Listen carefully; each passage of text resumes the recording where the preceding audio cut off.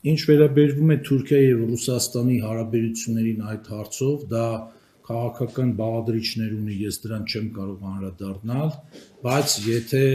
խոսքը գնում է զուտ մասնագիտական տիրույթում, Թուրքիան, մենք այդպիսի ինֆորմացիա չունենք, կարծում եմ դուք էլ չունեք, որ դիմել է Ռուսաստանին մոդուլային ատոմակայաններ կառուցելու համար։ Դրանք տարբեր բաներ են, մի խառնեք իրար, հարգելի գոլեգաներ,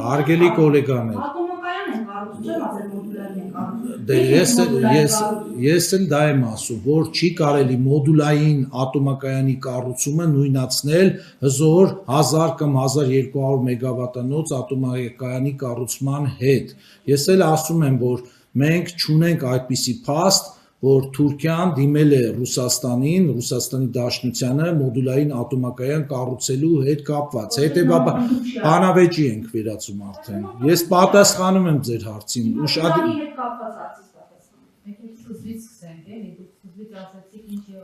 Լավ, մի րոպե, հանգիստ, առանց բանավեճի ժողովուրդ, ես պատրաստ եմ բոլոր հարցերին պատասխանել, բայց այդ հարցերը պետքա հարց ու պատասխանի ձևաչափով գնա, ոչ թե հարցաքննության կամ բանավեճի։ Երկրորդ հարցը ուրանի հետ կապված հարցը։ 20% թե 5% հարստացված ուրանով են օգտագործում այդ միջուկային վառելիքը տվյալ կայաններում, այդ հարցի նկատմամբ ցավոք սրտի ես այս պահին չունեմ համապատասխան խորությամբ տեղեկատվություն, որպեսզի ձեզ պատասխանեմ, բայց միջուկային թափոնների մասին երբ որ խոսվում է, այստեղ դեռ վաղ է միջուկային թափոնների մասին խոսելը։ Տեսեք, գործող ատոմակայանում մենք անկախությունից հետո տարիներ շարունակ կառուցել ենք սառը պահեստարան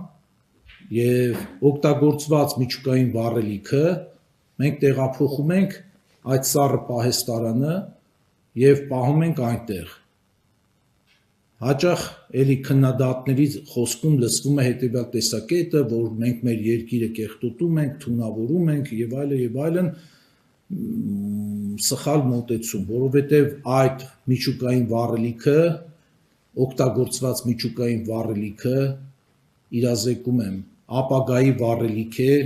նոր տիպի միջուկային կայանների համար։ Աշխարհում այսօր բազմաթիվ նախագծեր կան, որոնք որ շուտով կյանքի կկոչվեն, որտեղ որ օգտագործվելու է բացառապես օգտագործված միջուկային վառելիք, որը նորից վերամշակվելուց հետո դառնալու է այդ կայանների վառելիքը։ Այսինքն ասելիքս ինչ է, որ այն վառելիքը օգտագործված, որ մենք ունենք մեր երկրում այսօր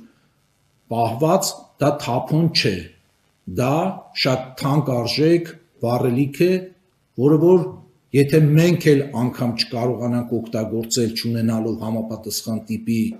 ատոմակայան ապագայում, ապա դա ենթակա է բավական բարձր գնով վաճառքի այն երկրներին, որոնք որ կունենան դրա կարիքը։